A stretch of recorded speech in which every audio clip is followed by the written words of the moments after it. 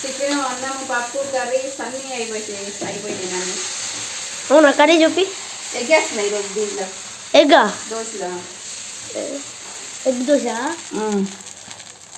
ఎగ్గా బాగుంటుంది ఎగ్ దోశ. రోజు కర్రీ ఏం చేసావు? కర్రీ పప్పు చేసిన.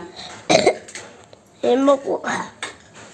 ఏం పప్పు ఇలా చూపిస్తారా? ఇదిగో. ఏంటక్క ఇంత చిన్న గిన్నెలో పప్పు చేసినారు? అక్కడ ఏం చేస్తాం, బాగా కుక్కర్ రిపేర్ అయ్యి ఎన్ని రోజులైనా చేపియమంటే చేపియట్లేదండి. అందుకనే పిల్లల కోసం అని తొందరగా టక్టకే చిన్న గిన్నెలో తోటకూరేసి టమాటా వేసి పప్పు చేసిన. ఇంకా ఇక్కడ సగ్గుబియ్యం అప్పడాలు కూడా వేసేసి పప్పులో తిన్నాను. సగ్గుబియ్యం అప్పడాలా? ఎస్. ఇది వచ్చేసి రైస్, ఇంకా దోశ వేసేస్తున్నాను. అట్లా ఉంటుంది అనమాట. ఏదైనా కూడా రిపేర్లు ఏమైనా ఉన్నాయనుకో అస్సలు చేయరు తొందరగా. ఇవి నెలలు అట్లా వాయిదా పడాల్సిందే. ఇంకా మన పనులు అయితే ఆగోగా చేసుకోవాలి, ఎందులో దాంట్లో అడ్జస్ట్ చేసుకోవాలి. అందుకని అంత చేసిన. చేత రెడీ అయిందా మమ్మీ?